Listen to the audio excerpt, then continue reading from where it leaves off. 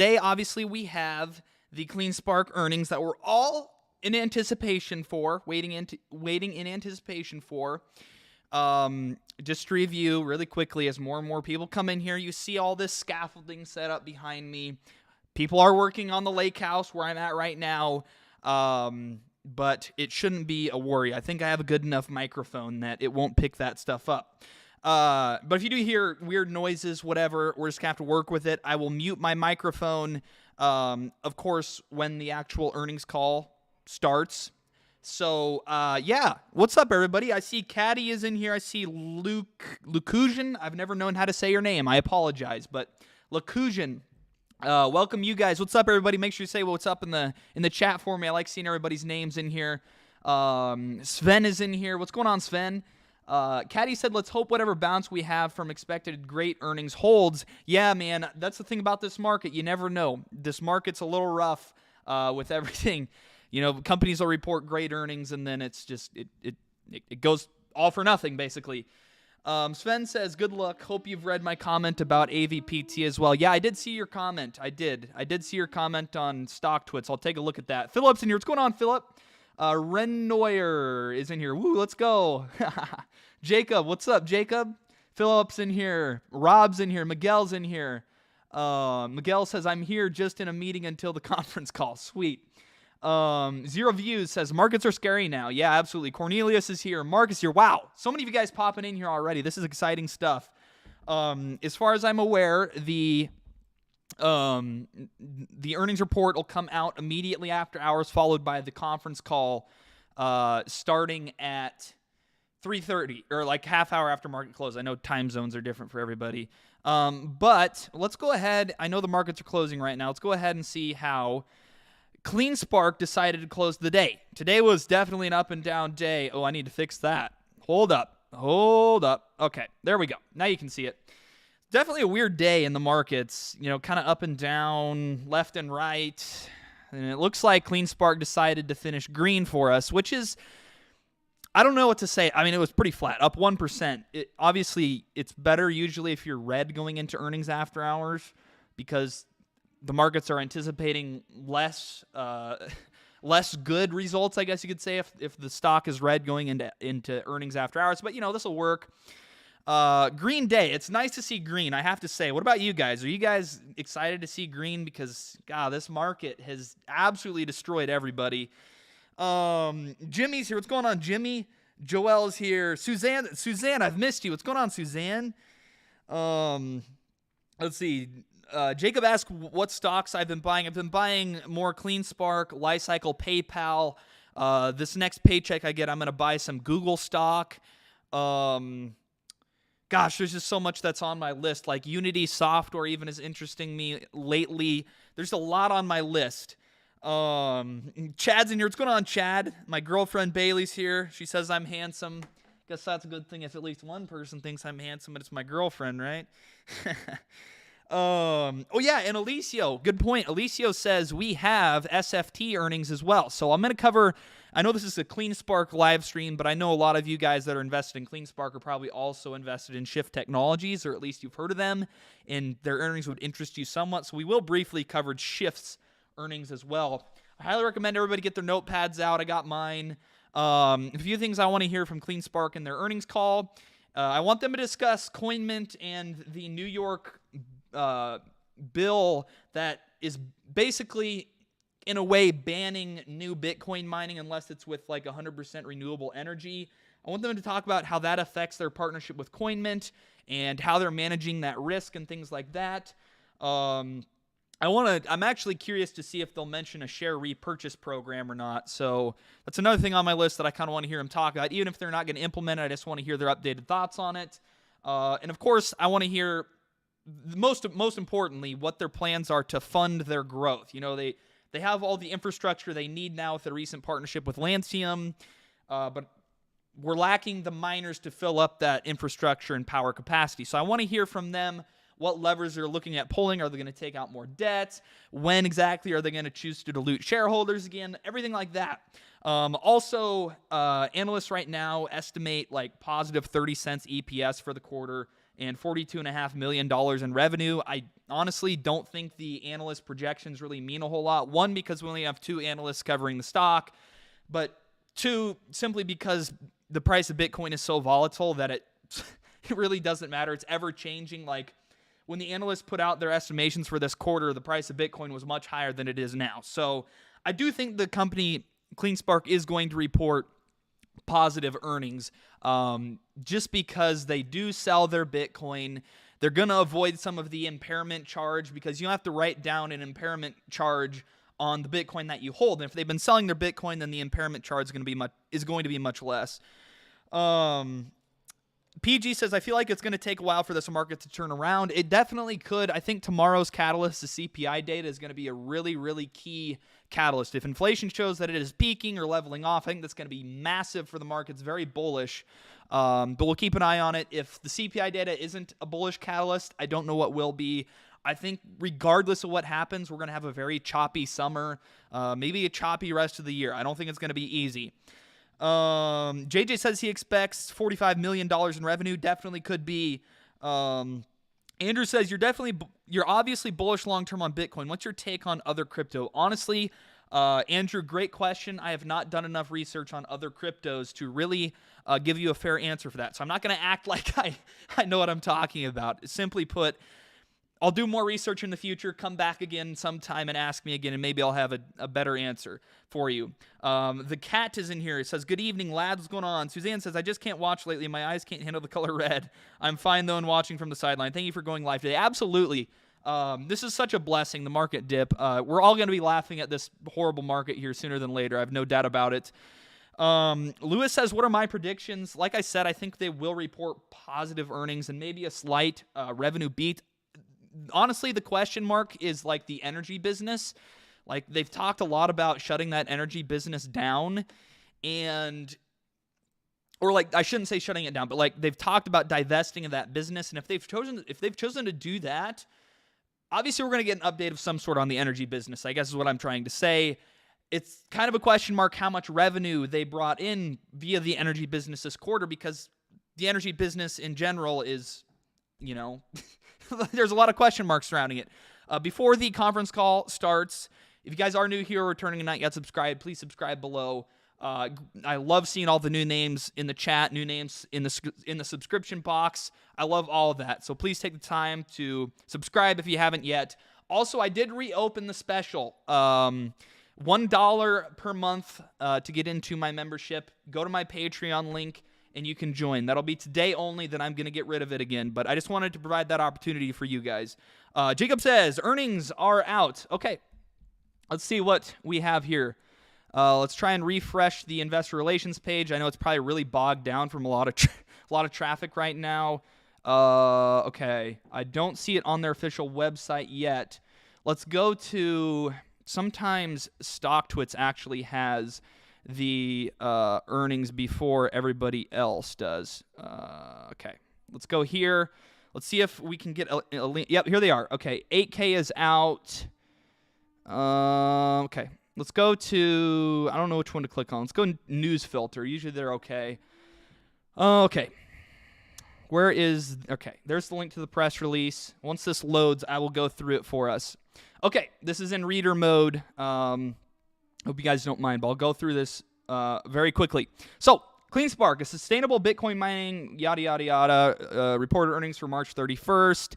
The theme for this quarter has been operational and financial execution, said Zach Bradford, the CEO. While the whole industry faced macro headwinds primarily driven by a lower average Bitcoin price, we continue to execute on our infrastructure-first strategy. We have line of sight on 600 megawatts of power, driven in large part by the recent agreement we signed with Lancium at the end of the quarter. We continue to make strides in our commitment to ESG principles, most notably by working on attracting and retaining a diverse and high-qualified workforce. As for our capital strategy, our growth CapEx was funded 100% from the conversion of Bitcoin. That is a huge deal right there. 100% from the conversion of Bitcoin. They did not dilute shares is what that means. We have not utilized the shelf offer. There we go. We have not utilized the shelf offering since November, and we continue to size our capital structure through means of non-dilutive capital. You guys know that's why I love CleanSpark the most out of any Bitcoin miner. Second quarter revenue is $41.6 million, which was below analyst expectations by about $900,000. Again, likely driven by the fact that Bitcoin prices have gone down quite significantly. Net loss of negative 0.17 million. I don't know why they couldn't just say 170,000. An adjusted EBITDA of 22.5 million. Okay, let's see. Yeah, revenues grew to 41.6 mil, an increase of 33.5 million, or 4x from 8.1 million for the same prior year period. Obviously, that was to be expected. The company recognized a net loss. The net loss is a little bit surprising to me. Zero basic loss per share compared to net income of 7.4 million, or 28 basic earnings per share for the same prior year period. That is surprising to me that we didn't have a positive earnings. Adjusted EBITDA improved. I guess it depends what earnings you want to look at, like earnings before interest, tax, depreciation, and amortization improved, and it was positive at $22.5 million. Compared to $1.9 million in the same prior year period. The company also saw sequential revenues grow slightly in the second quarter compared to the previous quarter. Revenues increased $400,000, or 1% from the first quarter. You know, the fact that they grew revenues is probably a positive just because the price of Bitcoin was down significantly from the prior quarter. Net loss we already covered, was $170,000. Reversing net income of $14.5 million in the first quarter. Adjusted EBITDA, I've read through all of this. I don't know why they have to say it multiple times. EBITDA did decrease 7.2%, so slightly. As of March 31st, cash was 1.9 million, and they've kind of discussed that they don't want to keep as much cash on the balance sheet because they believe in Bitcoin as kind of being that token of exchange. I don't know if that's the right way to put it, but they don't have much need for cash since they have, Bitcoin. They believe in the process, the proof of work with Bitcoin and all those things. But so this $1.9 million in cash does not include the recent $35 million they took out in debt. Digital currency has a value of $17 million at the end of March. Total current assets of $42 million. Total mining assets of $326 million. Total assets of $425 million. Current liabilities of $22.6 million. Total liabilities, $23.9 million. So liabilities remain very, very small this quarter. So total stockholders' equity is $400 million, which compared to the current market cap, which, if we go to Yahoo Finance, that's actually a little bit high. I think it's closer to $200 million right now. So stockholders' equity right now is twice that of the current market cap. So you can just see, based on that alone, kind of the undervaluement of the stock right now. Okay, let's see. The company had working capital of $19.4 million and no long-term debt as of March 31st, 2022. Obviously, that's going to change since they took out the $34 million in debt. So, all in all, I think it's just based on these numbers. I mean, it kind of came in line, maybe slightly to the downside from what people were expecting. This revenue of $41.6 million makes me wonder if they did kind of shut down the energy business last quarter. I would have expected that to be closer to $45 million if the energy business was up and running. Remains to be seen. Commentary on that will come in the conference call, which we will cover in this live stream. But yeah, I think that covers this press release here. They didn't give us much more detail. We're going to have to wait for the conference call for the rest of the details. I don't think the 10Q is out yet, but I suppose I could look. Let's go back to their investor. Okay, let's go SEC filings, see if we can get their 10Q pulled up, see where their net loss came from. Yeah, I don't see a 10Q yet. So we'll wait for the 10Q, probably come out later tonight after the earnings call. We'll just click on the 8K to see if there's anything in here that I missed. Okay. Nothing. There was the Trinity Capital. This is for Trinity Capital and the money they raised. I'll go through that later. Not important for now, though. So yeah, we'll wait. We'll play a waiting game now for the CleanSpark earnings call. I see my financial friends in here. What's going on, Sam? I hope you're doing well. Eric Larson says this is the most underrated stock channel on YouTube. Well, I appreciate it. You're gonna make me blush. Whether that's true or not. All right. Jonathan says, have I checked earnings for Shift Technologies? No, I have not. I'll briefly check in on them. Let's just see if CleanSpark hasn't moved after hours. Not surprising. The forward guidance and things like that are what's going to be key from the management team in the earnings call. Wow. Okay. Shift Technologies was up 18% today. I didn't even realize that, and I own them in my Roth IRA. After hours are up 2.5%. They grew revenues 107%, reiterated guidance for 2022. So the headline looks pretty good for Shift Technologies here. Record units sold too. Gross profit of $10.8 million. That's really good to see. Projecting 49% year-over-year Q2 revenue growth at the midpoint of management guidance range. Everything looks pretty good for Shift Technologies as well. So a couple of really good earnings reports here for two of the companies that I own quite a few shares in. They say in 2022, we are focused on balancing growth and profitability, which includes driving operational efficiencies, cost savings, and improving our liquidity position. It looks good from Shift Technologies. Again, a lot is going to have to do with what Shift talks about in their conference call, just like it's going to matter what CleanSpark's management team says in their conference call. But yeah, Shift after hours is up 2.4%. Really nice to see. CleanSpark was unchanged after hours. We'll see if that has changed now. No, still flat after hours. Okay, Jacob said he tweeted me the SEC filing. Okay, so the 10Q must be out, and I just couldn't find it. I appreciate that, Jacob. Where's my messages? Right here. I don't, Jacob, try and, oh, you just sent a tweet. I thought you might have DM'd me. Okay, I gotcha. Okay, well, this is the 8K. Do you have the 10Q? Because I just covered the 8K, but I still don't see the 10Q. Do they have? I don't know. We'll wait for the 10Q. You can see the consolidated statement of operations and comprehensive income. Holy smokes, CleanSpark's in the live stream. CleanSpark, don't you have things to be doing right now? Wow. That's awesome. Okay, so where are the links to this at, Jacob? Because it's got to be like an attached. Oh my gosh, I just have to scroll down. I am sorry, Jacob. I am sorry. CleanSpark, that's awesome. You guys are in here. Okay. Thank you, Jacob. I'm sorry I'm kind of a dummy head sometimes, but yeah, here's the details we really wanted. Okay. Let's go through these. Let's see. How long do we have until the earnings call? 15 minutes. All right, let's break this down briefly. Okay. So, cash, $1.9 million. Already covered that. Accounts receivable, 6.8. Accounts receivable is an interesting number. Why would that have gone up? Accounts receivable is like, that would be for like the energy business. I don't know how you could get accounts receivable for mining, but hey, maybe I'm confused. Inventory went down, and inventory is largely energy business as well. Prepaid expense, $10 million. They basically doubled that, so it's always good when you have prepaid expense. It's an asset on the balance sheet. That's really good to see. Derivative investment asset has gone a little bit down in value. Oh no, I'm sorry. That is the digital currency. These lines are so small. I'm going to zoom in a little bit if I can. There we go. The derivative did go down a little bit, though, not very important. Investment in equity security, $250,000. I wonder what equity security this is, if that is the law clerk investment they made. Investment in debt security, that I believe is still International Land Alliance.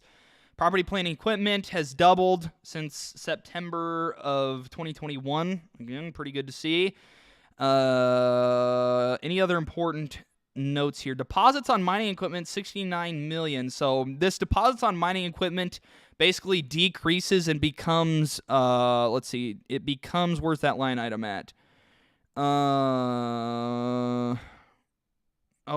on. Oh, here we go. Property and equipment.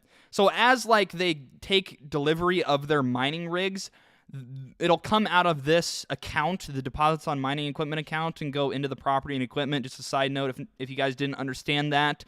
Other long-term assets, $5.9 million, went way up. I wonder what that is. I wonder what the $5 million in other long-term assets is.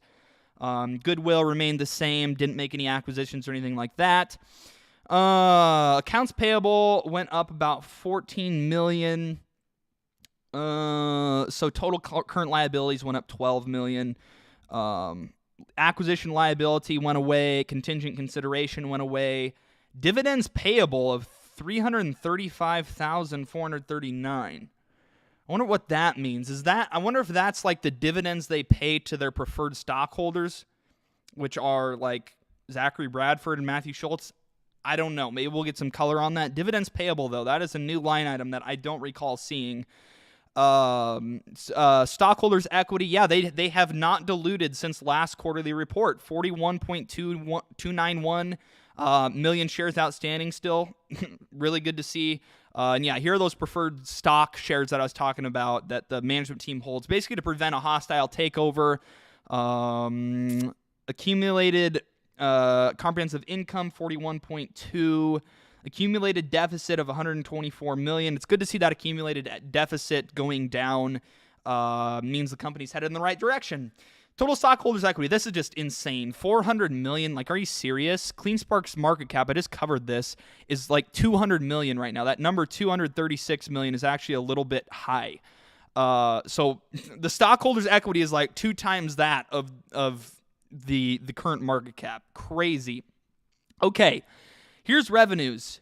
Pretty clearly, the energy business is still growing. That's kind of interesting. I don't know if I expected that.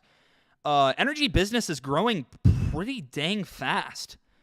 I mean, all things considered, last year, March 31st, 2021, the energy business did 1.3 million in revenue. This year, it did 4.6 million. And for the last 6 months, it's done 8.5 million, which I think exceeds all of 2021 combined. I could be wrong. Other services revenue, I'm not sure what that constitutes. Maybe like the P2K Labs or whatever. But that has gone down, which, whatever, doesn't really matter. Doesn't impact our revenues that much. Gosh, I hope you can't hear the noise they're making on the house outside right now, because that is loud. I apologize. I'll mute my mic when the conference call comes on. But yeah, to review, scaffolding behind me. They're doing work on the exterior of my home. CleanSpark still hanging out in here. That's awesome. That is awesome. So yeah, energy revenue growing is a really positive note here. Okay, cost of revenues did go up significantly. To be expected entering a very capital-intensive industry like Bitcoin mining. Payroll expenses went up, but that is to be expected as well. To get the best talent, to attract the best talent, you got to pay the best. Holy smokers, that is loud. I really hope you can't hear that. Oh, and if you can, I apologize. G&A expenses, 3.1 million, has gone up, again, to be expected. Gain on disposal of assets. I wonder what they disposed of asset-wise. That's interesting to me. That's like what they call like a contra expense account maybe, where that's actually like a positive effect on the expenses for the quarter. Impairment expense was only $811,000, which makes a lot of sense because CleanSpark sells a lot of the Bitcoin they mined, and if they sell the Bitcoin, they don't have to pay impairment on the Bitcoin that they no longer hold. Depreciation obviously went up as well with all the mining rigs. Income from operations of 3.3, still positive, really good to see. Change in fair value of contingent consideration, positive. Other income of $308,000, positive. Don't know what that is. Doesn't really matter. Realized gain or loss on sale of digital currency. So they actually lost money on selling digital currency, which I don't like the way that companies are forced to account for that, because think about this, okay? CleanSpark is mining Bitcoin for like, what was it? Okay, it's a little higher than that now, obviously, like $5,000 to $6,000 per coin, basically, and they're selling it for, even if they sell it now for $30,000 per Bitcoin, that profit margin on the Bitcoin they mined is significant. That's like 6x profit margins, but they have to realize a loss on the sale of digital currency because they have to basically, I don't need to go. I'm going to bore all of you with all these accounting terms. I'll just leave it at that. I think it's pretty silly that they have to realize a loss on the sale of their digital currency. Loss on derivative security. To be expected. I think that probably has to do with their investment in International Land Alliance, and their stock price going down. So obviously you have to account for that. Interest income. It's kind of like who was it recently? Like Amazon, I think it was. Amazon reported like worse earnings than they really had because they had to take a loss on their investment in Rivian when it didn't make it just doesn't make some accounting rules just don't make sense to me. I'm not gonna fight it because I'm not like I'm not a certified public accountant or anything like that, but it just seems silly to me, the things they have to do. So net income or net loss of $170,000, really not much to be concerned about. Basically break even for the quarter, and preferred stock dividends of $20,000, net income or loss attributable to common shareholders of $191,000. So yeah, I mean, I can't complain about this earnings. I think most people are okay with these earnings. Obviously, they didn't blow it out of the water, but I don't know if anybody really expected them to blow it out of the water. So I think the conference call is going to mean a lot for the stock price, which we should check. What is it trading at after hours? Last it was down 5 pennies. Now it's up 3.5% after hours. All right, out of the blue. All right, I'll take it. Let's go ahead and check in on SFT, though, as well. I know some of you own SFT. Up 4.8, so 2 really good earnings reports for 2 of the stocks I own. Really, I'm happy to see that because, I turned 21 on Saturday, this past Saturday, and I was just thinking, like, holy crap. I'm 21 years old. I was 19 years old and, like, rich as crap. And I turned 21 and I'm like a broke college kid. No, I'm exaggerating, but like seriously, it's kind of crazy just how fast things can change in the stock market. Obviously, I think we're closer to the bottom than we're not. I mean, I hope we are. I fully expect CleanSpark to go back up to new all-time highs, with everything they're doing. They seem to be doing everything in the best interest to shareholders, which is what public companies are supposed to do. Whereas, like, companies like, I know I dog on them, they're the elephant in the room, they're easy to beat up on, but Marathon, they don't do anything to benefit shareholders, honestly. Last quarter, they diluted shareholders another $88 million. After their stock had already fallen 55% from their highs in November, they were still diluting and taking money out of shareholders' pockets. Like, it just... I don't understand the philosophy with Marathon. I don't understand the appeal with Marathon. I think their management team is horrible at executing, but we're not talking about Marathon. I could go on and on and on. People are saying no background noise. Good. I'm glad you can't hear it. It's like a really annoying, like, high-pitched grinding sound because they're grinding down, like, I think it's called ethos is what's on the exterior of this house. They're grinding that down and, like, replacing it. So it kind of like when you go to the dentist, it sounds like when they're like grinding on your teeth a little bit. So I'm really glad that you guys can't hear that because I know that sound bothers a lot of people. Okay. Did you guys see anything in the earnings that I missed? If you did, let me know in the chat box. Otherwise, we're just going to hang out for another few minutes before the earnings call happens. Happy belated birthday, CleanSpark says. Thank you, CleanSpark. Thank you. Cheers to that. This is just lemonade, by the way. I am 21. But I was going to pull out the rum for today, but somebody requested that I did not do that because they were a recovering alcoholic. I fully respect that.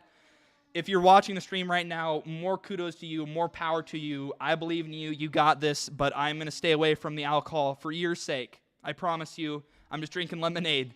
But yeah, keep it up. If you're watching the stream, wherever you were, keep it up. You got this, man. I know it's not easy, but you got it. Okay. I hope Gary, the CFO, does all the speaking. He impressed in the last call. Not sure about the other guys. Yeah. I love Gary, man. He actually took the time to sit down with me when I was down in Miami for the Bitcoin conference. He actually sat down with me and talked to me for a little bit, and he's a great guy. Really enjoyed talking to him. I think he is probably the best decision. I know CleanSpark's watching the stream. CleanSpark, no hate, but I think hiring Gary V as a CFO is one of the better choices the company has made ever since I've been covering the stock. I seriously do. I think Gary is such a smart guy. Let's see. Okay, so some people can hear the grinding. Some people can't though. So, I mean, I hope for most people you can't hear it. It's got, oh gosh, there comes a little hammering. I bet you can hear that. Doom doom doom. I'll mute my microphone when the earnings call is on, I promise. Thank you guys for working with me. Obviously not an ideal situation here.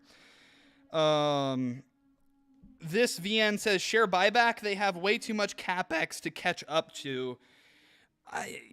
Yes and no, because if they buy back shares at a share price of $5.88, chances are they're going to be able to resell those shares back to the open markets after the stock has already recovered back to $15 to $20. And it's the same thing as like a retail investor like me or you, where you want to buy low and sell high. The company's no different. They want to buy their stock low and sell their stock high. And they sell Bitcoin to cover their CapEx. They've always done that. They'll continue to do that, especially as long as the valuation gap is there between miners.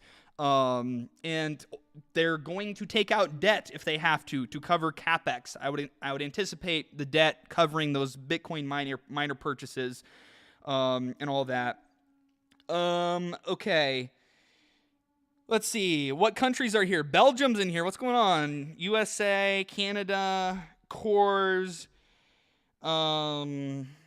SFT. I've covered SFT briefly here after hours. I need to get to the earnings call for CleanSpark, but SFT had a great report. Obviously, the conference call is coming up. They're up about 5% after being up 18% today. So really good for Shift Technologies. They grew revenue 107%, reiterated guidance. That's basically all you want to see. And they actually had a gross profit of about $11 million. That's all you want to see as an investor. Earnings call for Shift is just as important as it is for CleanSpark. But let's go ahead and get...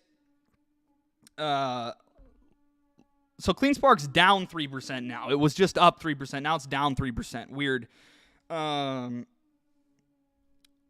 Let's see. 35 million won't cover a lot of mining rigs. Yeah, no crap. But they have $400 million on their balance sheet of assets that they can still leverage to take out debt. Like, with the $35 million in debt they took out, that's like, I don't even know, like a 1/16 of the amount of assets they have on their balance sheet. They have room to take out more debt entirely, a lot. Sweden's in here, Spain's in here, Austria. Wow, that's cool. Anyways, let's go ahead and I'll close out of the unneeded tabs. Okay, all right. I need to log into this. Okay. Let's do. Actually, I'm just gonna put in I'm gonna go in as RexFinance instead of Ben Briggs, which is my actual name. If you guys did not know that, my name is not Rex. It's my middle name. But let's get into this conference call here. I anticipate they're probably starting. Oh wow, we got that really annoying music. But you guys can't hear it. Let me unmute this really quick for you. Okay. There. Properties. Speakers. Okay, so you guys should probably be hearing the music now. I know it's kind of annoying. And there goes that grinding sound again. God, this is ridiculous. I think I'm gonna mute the music until the. Good afternoon, and welcome to the CleanSpark I'm gonna mute my mic. Quarter 2022 I'll interrupt if there's anything important I need to say. I'll take notes and I'll recap it after the earnings call. Please signal a conference specialist by pressing the star key followed by 0. After today's presentation, there will be an opportunity to ask questions. To ask a question, you may press star then 1 on your touch-tone phone. To withdraw from the question queue, please press star then 2. Please note this event is being recorded. I would now like to turn the conference over to Rachel Silverstein, Senior VP of Compliance and General Counsel. Please go ahead. Welcome, everyone. On behalf of CleanSpark, Inc., thank you for joining our second quarter Is it loud enough for everybody? Let me know. Call for fiscal year 2022. With us today with prepared remarks are CleanSpark's Chief Executive Officer, Zach Bradford, and Gary Vaccarelli, our Chief Financial Officer. On today's call, we will make forward-looking statements under the safe harbor provisions of the federal securities laws. Actual results may differ materially from those contemplated in these statements. Additional information concerning factors that would cause actual results to materially differ from these forward-looking statements are contained in today's press release and in our filings with the SEC. Except as required by law, we undertake no obligation to update these statements as a result of new information or otherwise. During today's call, we will also discuss certain non-GAAP financial measures about our performance. You can find the reconciliation of GAAP financial measures in our press release, which is in our 8K and will be posted on our website during this call. With that, it is my pleasure to turn the call over to our CEO, Zach Bradford. Thank you, Rachel. Good afternoon, and thank you for taking time this late in the afternoon to join our call. CleanSpark is a values-driven company that is engaged in the once-in-a-lifetime opportunity of building the infrastructure of the new economy. And that's exactly what Bitcoin mining is. It is infrastructure that makes a difference in the lives of millions of people across the world. And that number is growing every day as more people are introduced to this transformational technology. Bitcoin is at an inflection point in human history, and we are proud to be part of it. This has been a quarter of execution for CleanSpark, and I'm looking forward to discussing some of those accomplishments during today's call, which we aim to keep brief, informative, and targeted towards those elements most important to our shareholders. We had our most productive quarter ever in terms of Bitcoin produced, minting 899 new Bitcoin, which is a 36% increase over the previous quarter. And we are on track to exceed our original hash rate expectations. Our average production per day, even as difficulty has increased, has surpassed 10 Bitcoin per day. And with the significant operational progress we are seeing at Norcross, we expect to see those numbers continue to tick upward. While we have mined more Bitcoin than ever before, we mine them at a lower average market price, which has weighed on our revenue generation. This has been a demanding market for high-growth, innovative-focused companies like ours. The macro conditions that all miners face, all public companies really, are changing in the face of inflation, war, and the pandemic's aftershock. But our fundamentals are strong. The Bitcoin project has weathered difficult macro conditions before, and we expect it will emerge strong, just like us, on the other side of this business cycle. In fact, it is at this stage in the business cycle where the true winners, the strong, the wise, emerge. And we intend CleanSpark to be one of those winners. We anticipated the potential for market volatility and have built these market risks into our operating models. We have organized ourselves in such a way as to accommodate significant market shifts in price and value while supporting the future of Bitcoin. We understand the fear and uncertainty that these market conditions may bring. We saw similar Bitcoin prices just 1 year ago. Our preparation means that we are already ahead of the curve. We have not overextended ourselves in the terms of our commitments. In fact, we believe that the overcommitments of some of our peers could eventually create opportunities for us. As a company, we have always chosen strategy over ideology. This approach has proven to be the best route, and many of our peers are now following suit. Bitcoin has its fair share of ideological adherence. And to be clear, we do believe in Bitcoin, not only as a store of value or a medium of exchange, but as something that is likely to have a truly transformational impact on society. But that belief cannot and should not ignore market realities. Bitcoin miners should operate in a manner that is as sustainable, long-lasting, and enduring as the Bitcoin project. In that way, the strengths of the Bitcoin blockchain become our own. One of our defining strengths has been our infrastructure-first approach to growth. We now have a line of sight on 600 megawatts of power. We expect this will enable us to power approximately 20 exahash per second. But we are starting with the infrastructure. We source low-carbon power and build and source facilities before we acquire miners. Another strength is our capital structure. After the quarter ended, we signed a $35 million financing deal with Trinity Capital. Debt capital is currently one of the lowest cost of capital available to us. And being non-dilutive, it delivers on shareholder expectations while allowing us to finance our growth capital needs. Lastly, I want to take a moment to mention an initiative that has been particularly important to me. Bitcoin mining is a high-margin business, and it is imperative that some of those financial wins are realized by employees in terms of ownership opportunities and wage gains. This is why we announced wage increases last quarter for our entry-level mining techs. The increase makes our workforce better paid than the workforces of even the largest technology and commerce companies in the country. We have also started executing equity plans that bring our employees into the family of shareholders. Pride of ownership extends up and down our organization, and because of that, our entire team is uniquely committed to the work at hand. As we mentioned in our last call, we have been considering strategic alternatives for the energy business. We continue to evaluate opportunities while considering the interest of our shareholders, employees, and customers. We intend to focus on maximizing capital and cash flow. Over 90% of our revenues and operating profits now come from mining, while we incurred losses on the energy segment. Currently, all possibilities are still on the table, but we plan to pursue the options that allow us to shore up our capital and cash flows in an expedient manner for the benefit of our shareholders. We believe this approach will allow us to shift the time and capital investment that are currently being routed to the energy segment and instead focus those efforts and capital exclusively on our mining operations. To our long-term shareholders, our vision of an abundant, clean, and affordable energy future remains as clear as the day you first heard it presented. We believe that Bitcoin mining gets us closer to that vision. For our newest shareholders, this may be less relevant as you were already invested in a sustainable Bitcoin mining company.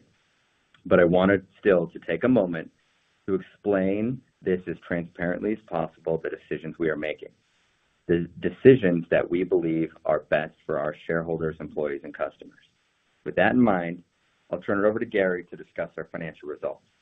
After Gary's portion of the call, I'll offer some further updates on the progress we've made on the strategy we outlined in our last earnings call. Gary, the floor is yours. Gary, Thank I love you, Zach. Gary. I want to begin by further echoing the comments Zach made previously. This was a quarter of operational and strategic execution. While the industry faced some macro headwinds, I believe our company has the strongest financial position in its history. With that, I'm happy to now share our financial performance for the second quarter and 6-month period ended March 31st, 2022.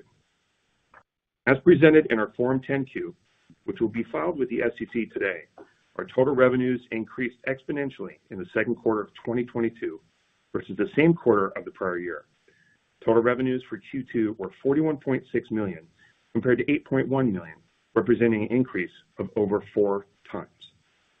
The overwhelming majority of this revenue was driven by our digital currency segment, with revenues totaling almost $37 million.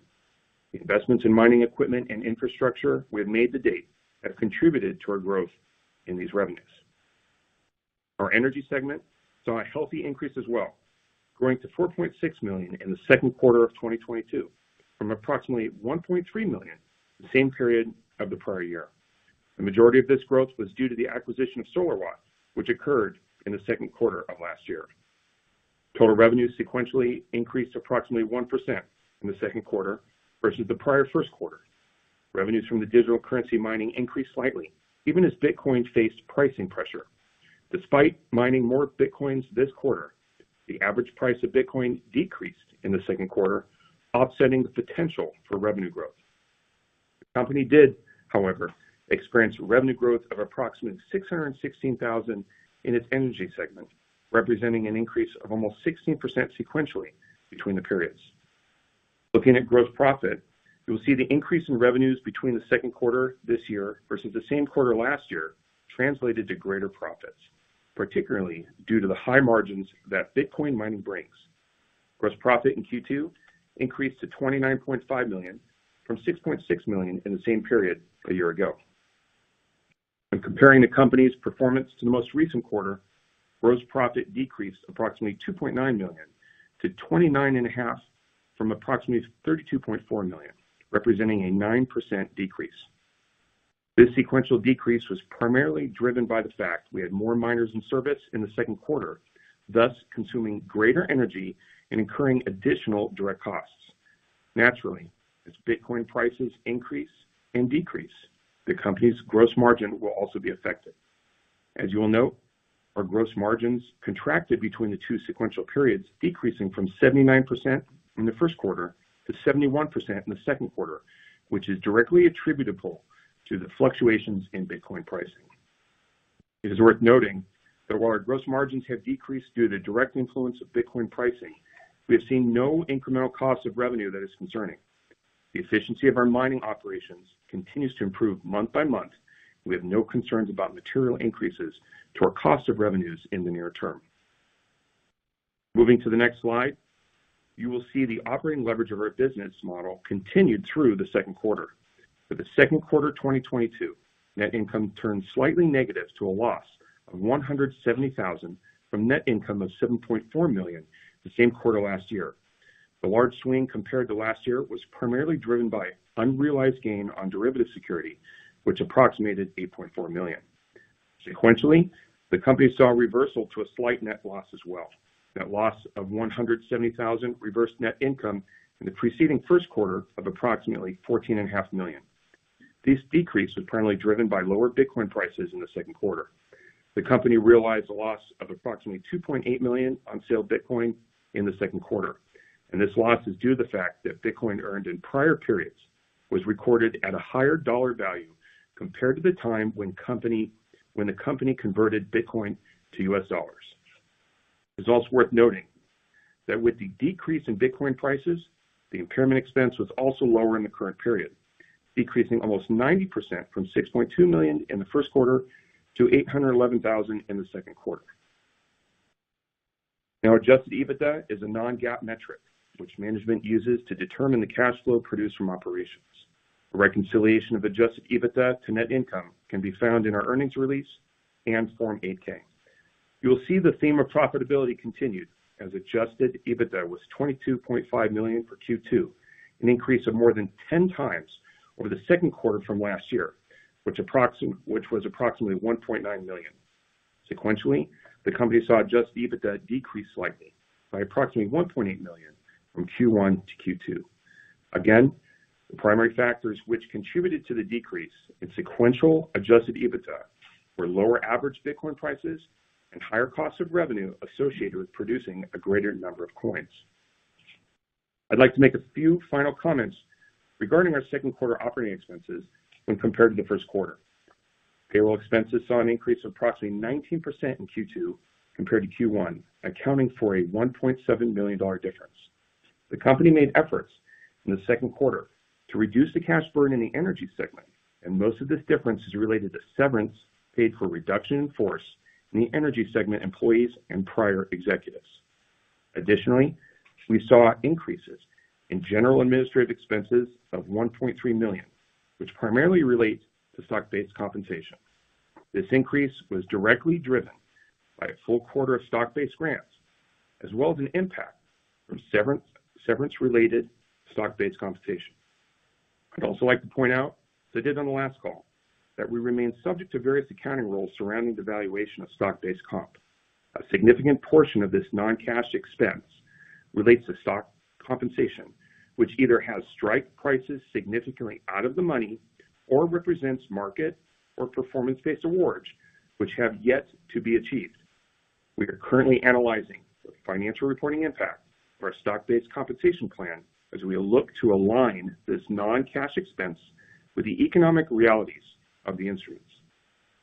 Professional fees saw a decrease of almost 73% or $2.4 million between the periods, as the first quarter included significant expenses related to the preparation and filing of the company's Form 10-K and its first-time compliance with certain provisions within the Sarbanes-Oxley Act.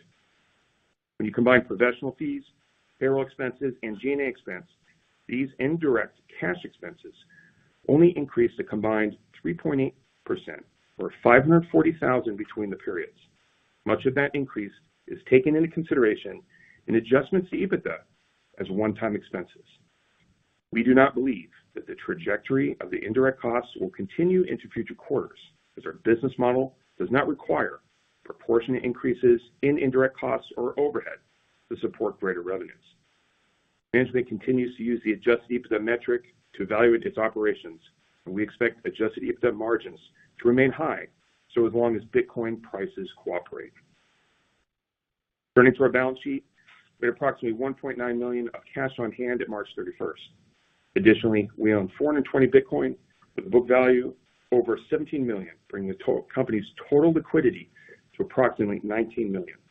The company converted 720 Bitcoin to US dollars during the quarter to pay for growth CapEx and operational expenses.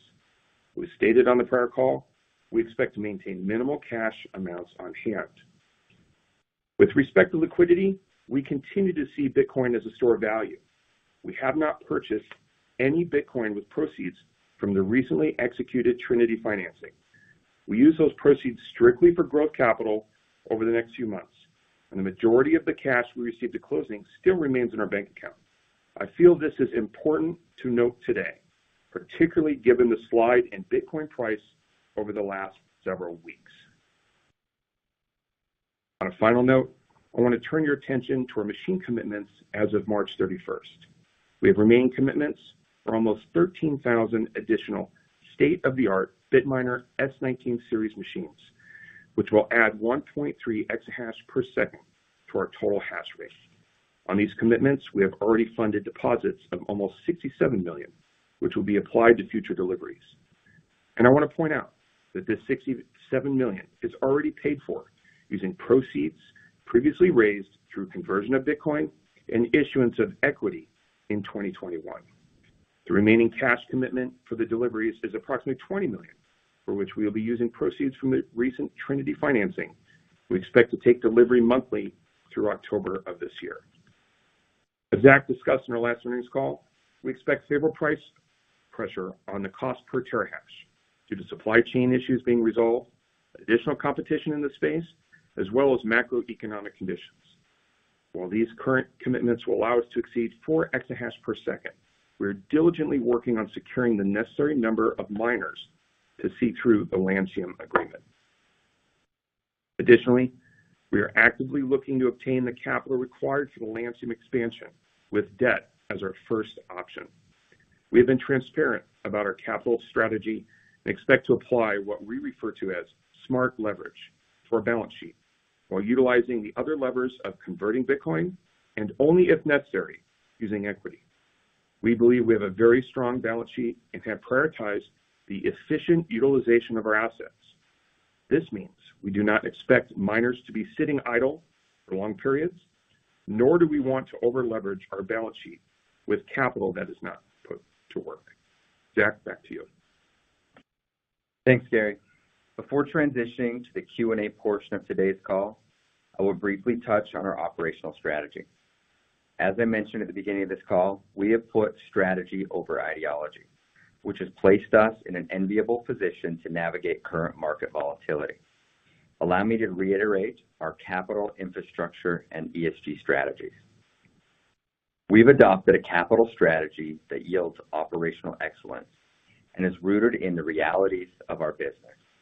Take, for example, our announcement last year that we would start using some of the Bitcoin we mined to finance our growth and operations. The decision was met with mixed reactions. Since then, many of our peers have followed suit with one major difference. While we sold when Bitcoin was in the 60s, 50s, and 40,000s, our peers are now being forced to sell when Bitcoin is in the 30s. Some of them have paired that with issuing equity at extremely low relative share prices.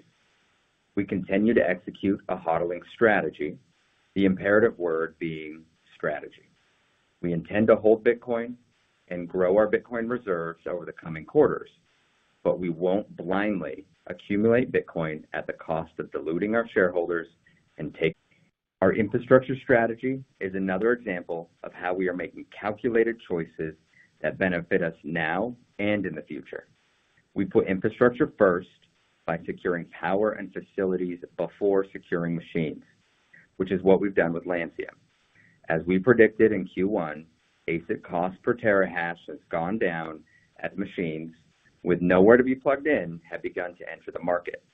At the same time, innovative technologies are becoming available that are making Bitcoin mining more efficient. We are well positioned to take advantage of these cost savings and efficiency gains.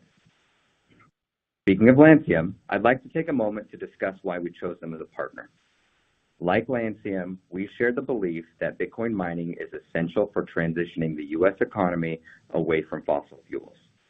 Lancium's clean campuses encourage the development of new renewable energy generation while bringing flexibility and stability to the power grid. Through our partnership with them, we expect to have 50 megawatts operational with Lancium by the end of the calendar year, with another 150 megawatts operational in spring of 2023. We then have the option for an additional 300 megawatts that would bring the total capacity with Lancium to 500 megawatts. We expect this additional capacity would be built out in 2023 and ultimately would result in power to support bringing us up to approximately 20 exahash per second. With this power to back our growth in place, we also continue to look for new locations which we intend to own and operate ourselves. Our ESG commitments also reflect our approach to strategy over ideology. We are committed to low carbon energy and believe that Bitcoin mining plays a role in that transition to a low carbon economy. We power our facilities with hydro, solar, wind, nuclear, and even some natural gas, which we offset with renewable energy credits. There is a strong market argument for using and building renewable energy. And in fact, our peers are now coming to see this as true. Dirty miners are now making efforts to clean up their acts and transition to low carbon energy. Leading Bitcoin's transition to low carbon energy is one reason we partnered with the Sustainable Bitcoin Standard. Their mission is to make Bitcoin the most sustainable asset class in the world by using market-based incentives. Bitcoin is digital gold without the harmful effects on the environment, but only when it is sustainably and responsibly mined. While we believe there is a clear moral directive to mine Bitcoin with low carbon resources, pairing it with these market-based incentives is a clear winner that we are proud to support. In respect to our other ESG commitments, we are in the process of rolling out our ESG portal on our investor website. The portal is a one-stop source for our disclosures and other information that are relevant to rating agencies and ESG-minded investors. While we don't support mandates, we do believe that the Bitcoin mining industry must lead the adoption of cleaner energy before governments mandate it for us. The choice is to be self-governed or be governed. We choose to be self-governed. Lastly, let me conclude my prepared remarks by thanking my colleagues in the CleanSpark teams that have made our successes possible. For those of you who are listening right now, I want you to know that you are doing an excellent job. We have carried out impressive work over the last quarter. Our Atlanta teams have worked around the clock and continue to work around the clock to get our immersion-cooled facility at Norcross 100% operational. I am profoundly grateful to all of you. Thank you for being part of the CleanSpark team. Operator, this concludes our prepared remarks. We'd now like to open the line for questions. We will now begin the question and answer session. To ask a question, you may press star then one on your touch-tone phone. If you are using a speakerphone, please pick up your handset before pressing the keys. To withdraw from the question queue, please press star then two. We will pause momentarily to assemble our roster. The first question is from Tyler DiMatteo of BTIG. Please go ahead. Hi, everybody. Good afternoon. Thanks for taking the questions. Zach, if I could just go back to the comment you made about owning and operating maybe some other locations. What would the timeline be there? And would we look for that to be immersion cooling, or what would that look like? Have we had those conversations? Hey, Tyler. Thanks for joining. Appreciate it. Yeah, I can address that at a high level. So, we're looking at multiple sites right now. And, we are at a level of evaluation on several of those. It would be our intention that we would lean towards immersion cooling at future sites. I think that is an important part of where the industry is going as a whole. And, if you look at the miners and the importance of keeping them, around long term, increasing their longevity, increasing their performance, it's more likely than not that we really would be leaning into immersion as the chosen technology for future sites. Okay, great. So then would we think about maybe relocating the coin mint rigs, the 11,000 there or so, or would we kind of just, the rigs we purchased, then think about deploying them straight to immersion? Yeah, I think, we want to keep our options open. We would look to deploy our miners at the lowest cost areas, right? Our goal is to maximize the value. Now, if miner prices go the direction we think they're going to go, then we would be adding miners to the fleet and growing our exahash from there. If market conditions change and it makes more sense to relocate miners, then we'll make that choice. Again, what we want to be able to do is take market conditions real time and make smart decisions on how we do that. But ultimately, we're here to grow revenue and to grow value for the shareholders. So I think the options are both possible options on the table, but that's how we're viewing it right now, is to really take real-time market decisions when we actually pull the trigger on that. Okay. That's all I have. I will turn it back to the queue. Thanks for taking the questions, guys. Appreciate it. Hey, thanks again, Tyler. Hey, my name is Tyler. I like CleanSpark. Please press star then 1.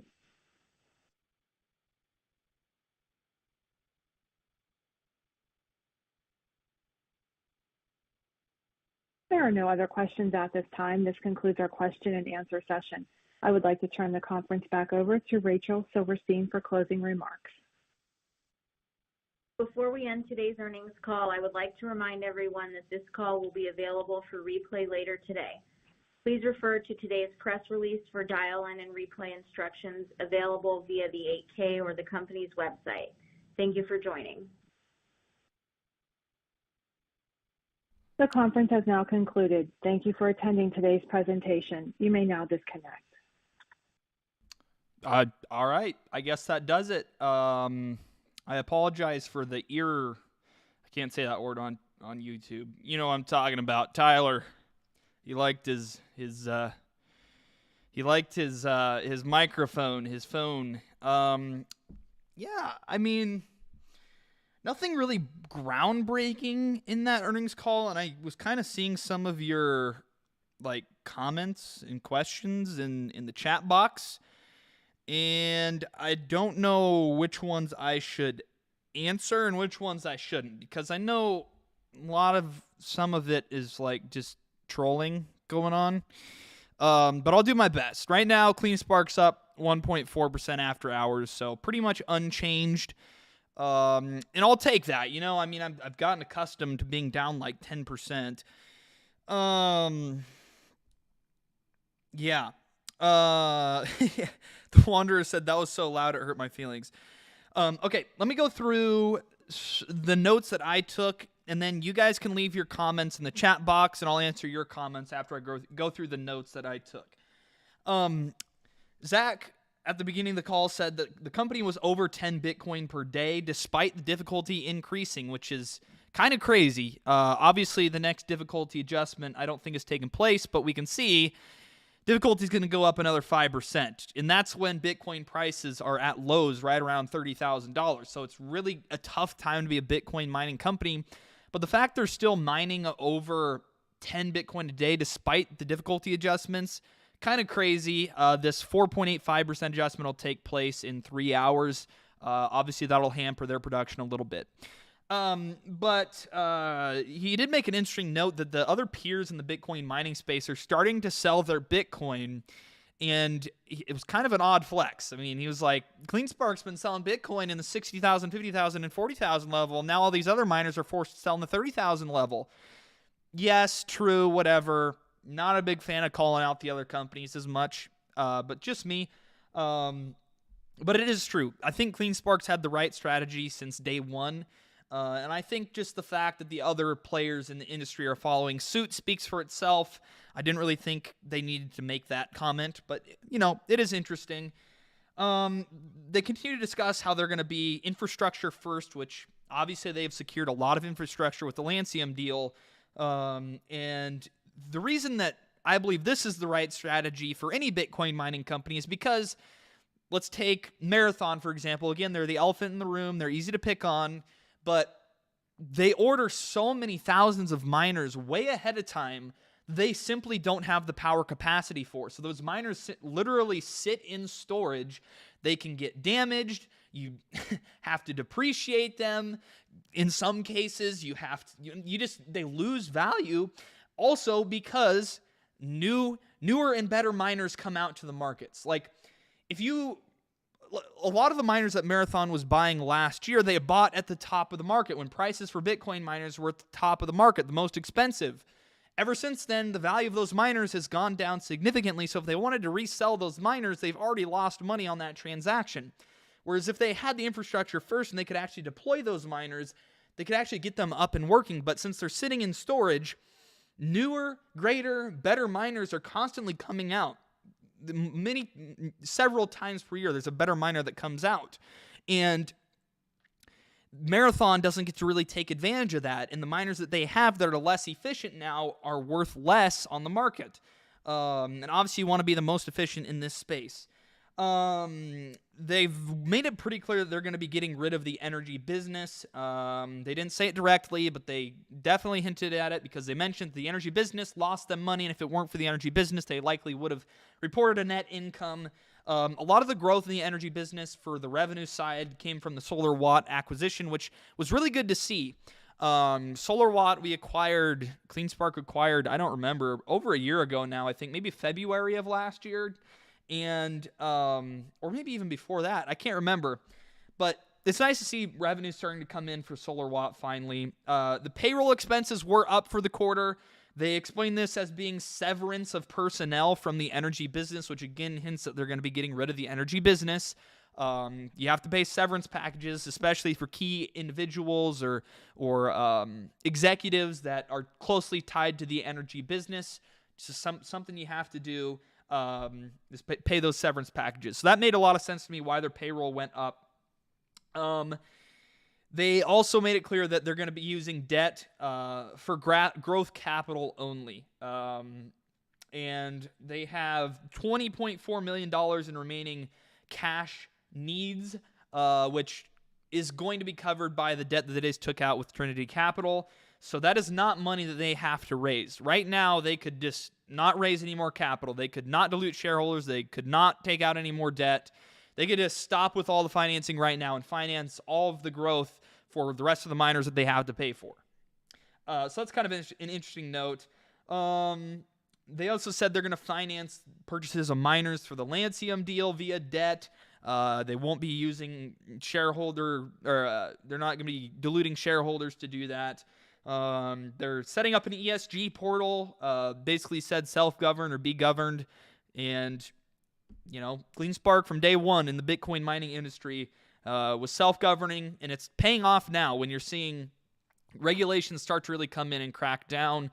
I wanted them to talk a little bit about that New York Bitcoin mining ban, but that didn't come up a single time, I don't think, unless I just wasn't listening when it did. But I really wanted to hear that because their partnership with CoinMint, they house a lot of their mining rigs with CoinMint, which CoinMint operates in New York. So that bill directly affects CoinMint, which directly affects CleanSpark. And I wanted them to talk about that a little bit, but they stayed away from it. Maybe I'll email that question in and see if I can get an answer there. Other than that, they said their favorite technology going forward for the Bitcoin mining rigs that they want to use is immersion cooling. They're not really interested in doing the air cooling anymore. It sounded like with all the future miner purchases and deliveries, they want it to be immersion cooling, which I think is smart, most efficient, mine the most Bitcoin. Okay. Let's see. All right, let's get to some of your questions now. Kia asked, don't they have solar powering these miners? I don't believe they have solar powering the miners yet, but I do think this summer they're planning on putting like 1,800 solar panels on the roof of their Norcross facility. Martin asked about the payroll. I covered that a little bit. They were paying severance packages out to key energy business personnel. Let's see. Casey Watermark asks, when are they selling the energy business? I don't know. They didn't really make that clear. Obviously, it sounds like it's going to be coming soonish. Let's see. How do miners get damaged when held in storage by Marathon? AJ asks. Well, it's just like any other inventory. If something's sitting in inventory, it gets damaged, it gets lost. Storage facilities flood. Mice get into them, ruin the cords. All those different things are possibilities for that, AJ. Good question, though. 10 million in payroll. How much for workforce? I'm not entirely sure. They didn't break that down for us. Obviously, I know they pay pretty well for their mining personnel because they want to attract the best talent, because you have to have an educated workforce to be a Bitcoin mining company. Simple as that. You don't want dummies plugging in and unplugging Bitcoin mining rigs. You want people that know how to replace the fans, know how to replace whatever goes wrong. Tim said they should stake their Bitcoin. Maybe, Tim, but the problem is we've seen this. Whenever somebody stakes their Bitcoin, they basically get paid like 80 cents to the dollar. So basically, if they have $1 worth of Bitcoin, the value of their stake is like 80 cents. And that also means that whenever you stake your Bitcoin, you basically put a collar on it. Whereas if the price of Bitcoin drops so much, you're forced to liquidate that Bitcoin, and that's ultimately a bad thing. And as you've seen with Bitcoin coming down, there have been a lot of liquidations, and a lot of that has been caused by the staking of Bitcoin. Let's see. Why don't they show cash flow in the transcript? Anyone knows how much was the operating cash flow? Tom, go look at the 10Q that they're going to put out tonight. I'm sure it's broken down in there. Cash flow, statement of cash flows isn't normally something they put in the transcript. Let's see. RJ says, I think everybody is going to live a shorter life because we consume way too much corn. All right. This VN says, Rex, the bond market is in the gutter. That's unrealistic. I'm not sure what you're referring to when you say that. Let's see. If anyone knows the most about CleanSpark, it would be this guy. He's been following this forever now. Yeah, I have been following CleanSpark for a long time. It doesn't mean I have all the answers. Definitely not. Yeah, and immersion is much quieter. Like I said, immersion cooling is much more efficient. They can overclock their miners to mine more Bitcoin per exahash, or they can underclock their miners and basically underclock them whenever say like energy costs go up. They can underclock their miners so they don't, boost up their energy costs for whatever quarter. Let's see. Everybody's saying they used they used to be up a lot in CleanSpark stock, and now they're down. I mean, that's the case for every stock in the stock market. We're in a bear market. That stuff happens. That's kind of the risk you take with investing your money. But if over the long term you think companies are going to be doing really well, you're going to be just fine if you relax through a bear market. Corrections, bear markets, they happen. It sucks. I've not been immune to that. My portfolio was peaked at like $240,000, and now it's, let's just say, much less than that. And nobody's been immune to that. And there's very little that is CleanSpark's fault versus just overall market sentiment. And that holds true for the majority of public companies in the stock market. KC said, I'm not trolling, but do you think we'll see a bump in the share price? I think it's possible, but only if the CPI data coming out tomorrow morning is a bullish catalyst, which I believe it will be. Now, if it's not a bullish catalyst, we might be in for another rough month or so until the next CPI data or the next Fed meeting or something like that. But I think the key catalyst is actually tomorrow. Tomorrow could signal the end of the bear market. Realistically, if inflation shows that it has peaked or is leveling off. Let's see. Kia said, will they ever mine Ethereum? No, I asked them that in an exclusive interview that I made for my members when I was in Miami with them, and they said they didn't really have much interest in mining other coins. They're Bitcoin purists is what they like to call themselves, and Ethereum ultimately is moving more to proof of stake rather than proof of work. Let's see. Will Samper says 20 exahash costs 600 to 900 million. Hash rate will be 4 times harder 2024. Yeah, you're right. I mean, growing costs money. So that's why I get confused when people don't want them to take out debt, and they don't want them to sell their Bitcoin, and they don't want them to dilute shareholders. Well, where in the heck are they going to get the capital to grow their business if they don't do any of those three things, right? Like some people, I just don't think understand what it takes to grow a new business. You have to make sacrifices, whether that's taking out debt against your assets or whether that's selling additional stock, the public markets, which CleanSpark has been very clear about. They have no interest in doing at this point in time. They haven't done so since November of last year, and they're not going to do so for a while now until their share price significantly recovers. I just don't think people understand that sacrifices have to be made. It's part of growing a company. You need to get capital to grow your company somehow, and you have to pull a lever to do that, whether that's debt, dilution, selling your Bitcoin. It's like in a normal business model, a Bitcoin mining company is not a normal business model because unless you're CleanSpark, because in every single other business model out there, every single business model that has been proven to work, you sell whatever you create or you sell whatever service you provide so that you can provide more of that same product or service to sell more of that same product or service. With Bitcoin mining, when companies don't want to sell their Bitcoin, they're stuck. Either they have to take out a bunch of debt or they have to dilute shareholders. And unfortunately, lots of companies they haven't had to, but they have been diluting shareholders, CleanSpark not being one of them. Okay. Okay. Ryan asked, am I going to live stream CPI? I probably won't live stream CPI, no. It is my finals week, so I'm kind of studying for finals. But after this week, I'm going to start doing daily uploads and that stuff again as I get into summer. Lee says, is there guidance for the next year based on Bitcoin staying at the same price, or do they allow for Bitcoin to go up in value? I think right now, I actually didn't see them issue guidance, but I probably missed it. But I recall them saying something about how their estimations and their guidance and projections and their internal financials, they model based off of Bitcoin potentially going down and Bitcoin potentially going higher, and they kind of weight those possibilities, I would guess. Meet Kevin said to buy the dips ahead of CPI on Wednesday. I've been buying. I mean, it doesn't mean it's the right thing to do, but I definitely have been buying. Biz said, thanks for doing this, Rex. Yeah, absolutely. Absolutely. Well, Amit says, why don't they share buyback? I'm not sure. That is something that I kind of wanted them to touch on, whether they decided to do it or not. I'm not sure. Like, it's something that I think there's significant upside in doing. Right now it's kind of a balance between using whatever cash you can scrummage together to grow your business or using it to buy back shares, right? I think the upside for buying back shares at prices like these is tremendously high, but that or use that cash to grow an 80 to 90% margin business. That's kind of the balance they have to play. It's a tough balance.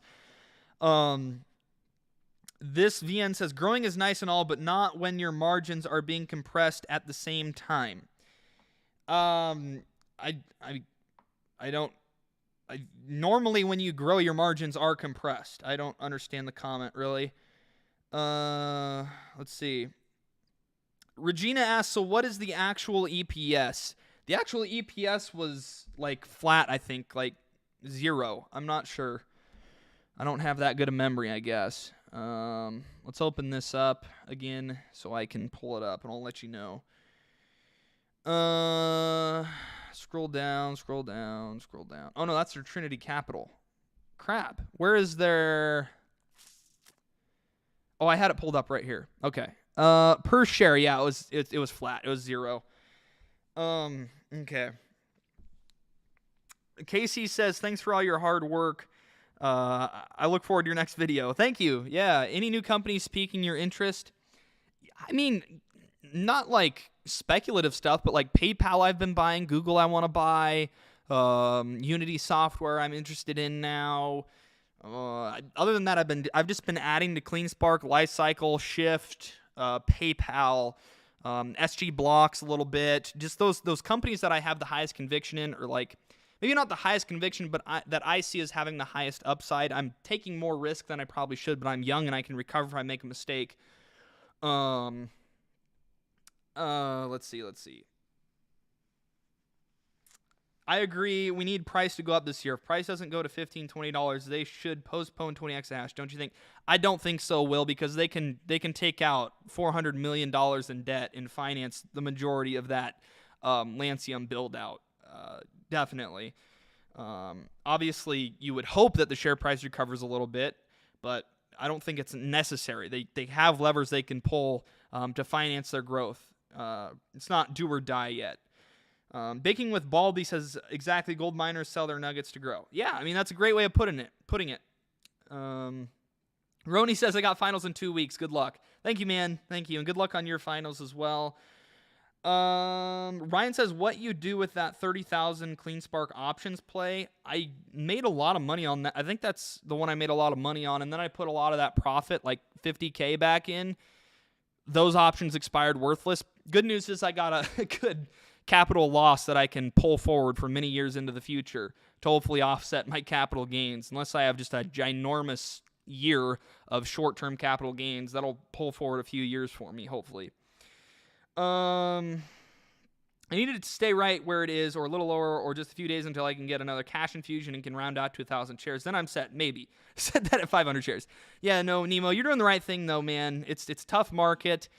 Ultimately, the people buying right now are going to be rewarded. I don't even have to say not financial advice because that is a fact. That's not opinion. The stock market is not going to crumble and fade and go away tomorrow, right? I mean, this is over 200 years of history proves that bear markets are cyclical. Things will recover. They always do. We've been in a bear market now with the NASDAQ for quite some time. Most stocks have been correcting for over a year now. The bottom's close. Things are a mess, no doubt about it, but you know, that wall of worry that people talk about is going to start to crumble down, and that's kind of a key thing. I'm sure everyone will discuss this more in the Discord. Yeah, Biz, good point. If you guys want to join the Discord right now, I'll show you. I reopened it just for today. If you go to my Patreon page, patreon.com/RexFinance, you can join, right here. You can join the Discord server for us. Okay, it's not pulling up. My membership, maybe? Here we go. $1 per month. Today only. I'm going to take this back away after today. But if you want to join the Discord server, we have a lot of fun. But yeah, right now, just go to my Patreon page. $1 a month. Like, it's nothing. But that's a side note. Okay, back to the questions. Christian says, if they're 80 to 90% margin, then why are they unprofitable this quarter? Well, it's a lot of accounting stuff that impacts their overall profitability. Like, I covered, like, their payroll expenses went up because they paid severance packages for some of their energy business personnel. Or they had to take a loss on the Bitcoin they sold because when they mined it, they had to record the value of the Bitcoin. And at the time, it was higher than it is now at $30,000. Despite them actually mining the coin for only $5,000, they actually have to say on their balance sheet that the value of that coin is whatever it was at the time they mined it, or if they have not taken the impairment down on it yet, I should say. Let's see. Slobchop says, hey, Rex, being that there are only so many Bitcoin to mine, how long will it take to mine them all? I think the stat is all Bitcoin are going to be mined by the year 2140. And people are scared about that, but they forget that there's a whole other side of the reward that miners get. They get paid transaction fees. So whenever they run out of Bitcoin to reward these miners, the transaction fees are going to go up to, in order to keep the Bitcoin network secure, those transaction fees are going to have to go up to make sure that Bitcoin mining or securing the network is profitable. Because if securing the network is not profitable, nobody's going to secure the network, and the network's going to be unsecure. So those transaction fees over time are going to go up. At least that's the way that it is designed. Let's see.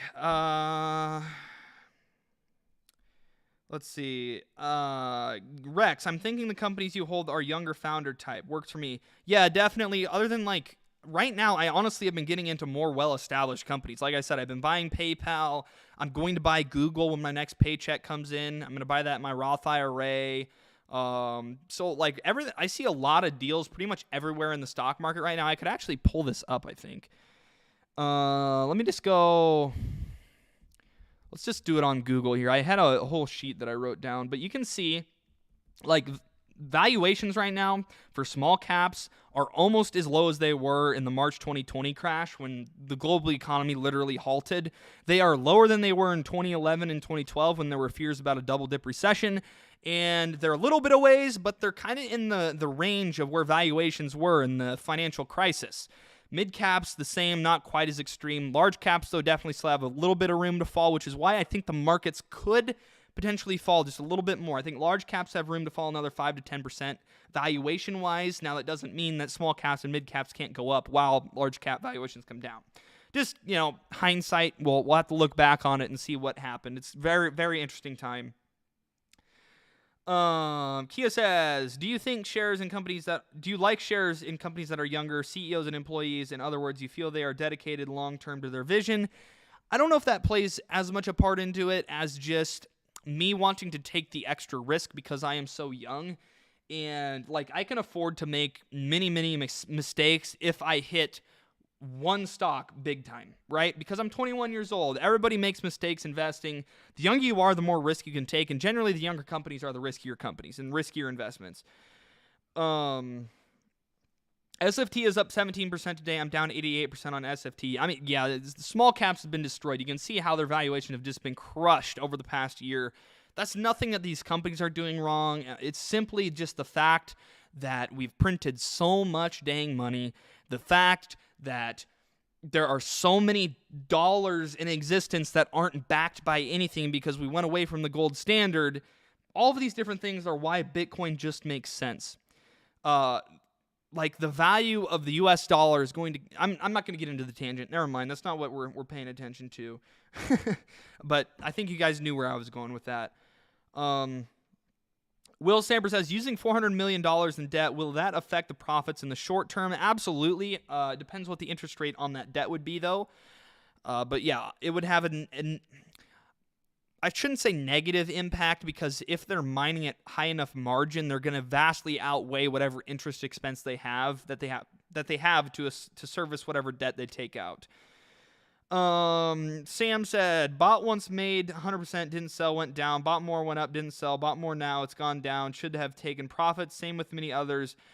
Sam, you're right, but I think that is a very dangerous mindset to have right now. The markets have really taught investors and convinced investors that long-term investing is not the way to do things. They've taught investors that you should be getting in and out of stocks. You should be taking profits and getting back in, and that is a very dangerous mindset to have, because hindsight is 20/20. Sure, look back on it. I should have sold at the highs, but there's no way you knew that those were the highs. So say you sell out because you think it's the highs, and then things go way higher, and then you're like, oh crap, that wasn't the highs. Let me buy back in. But then you buy back in and things fall. It's a dangerous mindset. You paint yourself a perfect picture in your head, like, gosh, if I just sold at the top and then I bought at the exact bottom, I'd be so much better off right now. But the reality is, the perfect picture that your brain paints for you as an investor is impossible. You cannot obtain that. If anybody could, we would have a trillionaire, multiple trillionaires in this world. But it is so unobtainable that you should not even be thinking about that. As soon as that stuff comes into your brain, think again, because that is a big mistake. Ultimately, that mindset is what costs. It's what costs investors the most money over time. That is such a dangerous mindset to have. Now, I'm not just attacking you because I personally have had those same thoughts. I'm just saying, according to research and history and the investors I've looked into and what the most successful investors say, that is a very dangerous mindset to have. Painting yourself a perfect picture of the past and regretting not making a certain decision. Because ultimately, you're not going to be perfect. And because humans are not perfect, you are accident prone. And all of a sudden, when you're trying to get in and out of stocks, you're going to make mistakes. And then ultimately lose out on more money than you would if you just held on to investments, bought the dips, held long-term in companies that you believed in that grew over time. I don't know. Let's see. Kia says, the news and noise has been accurate, and it's all about more crashes June and July after the Fed meets. Yeah. No, Kia, they're not borrowing $400 million. That's just my speculation of I just said they could do that instead of diluting shareholders if the share price remains depressed like it is right now. Yeah, it looks like I caught up on the chat now. Thank you guys all for coming out. This was awesome. Let's check what the next Bitcoin. Yeah, next Bitcoin difficulty adjustment is going to be plus 5%. Not going to be fun to be for the Bitcoin miners. But they'll work through it. I think it was a decent quarterly report. They didn't blow numbers out or anything. Obviously, I would have liked a double beat. We didn't get that, but it's no problem. I do think the stock isn't crashing after their earnings, which I think tells you a lot in this market. Like if a stock disappoints at all in this market, generally it's been down 10 to 20%. We're down 0.7% after hours. Not much. And tomorrow the CPI data comes out. That's going to be a huge catalyst. I think that could signal the bottom of the market. I made an entire video about it actually. And yeah, I'll update the Discord server of what CPI is as soon as it comes out. I'll let the Discord server know my plays that I'm making as a result of it. But I think broadly it's going to be very beneficial to the whole markets. But thank you all for coming out. This was awesome. Thank you guys all for hanging out with me. I'll get back into doing daily uploads this summer. This is my finals week. I have to take about 5 finals here in the next 3 days. Or next 4 days. 5 finals in the next 4 days. So I'm going to be pretty busy, but daily uploads are going to be coming back this summer. I look forward to it. Thank you guys all for sticking with me. I know this market's brutal. It's horrible. I take pride in the fact that my channel has, as a percentage of the viewership I used to get, my channel has survived better than a lot of other stock market YouTube channels have out there, where a lot of those other channels have lost like 90% of their audience, where I'm nowhere near close to that. So thank you. It means a lot to me. Again, I unlocked the $1 per month Patreon package again just for today. That'll close at midnight. So if you wanted to get into the Discord server, now's the time to do it. If you need a link, leave a comment on my latest video. Shoot me an email. RexFinance at tutanota.com, tutanota.com. But yeah, thank you guys all again for coming out. I don't take your support lightly, but I'm going to go take a final now. Have a great rest of your day. Stay blessed. I'll be back to daily upload soon. I look forward to it. Peace out.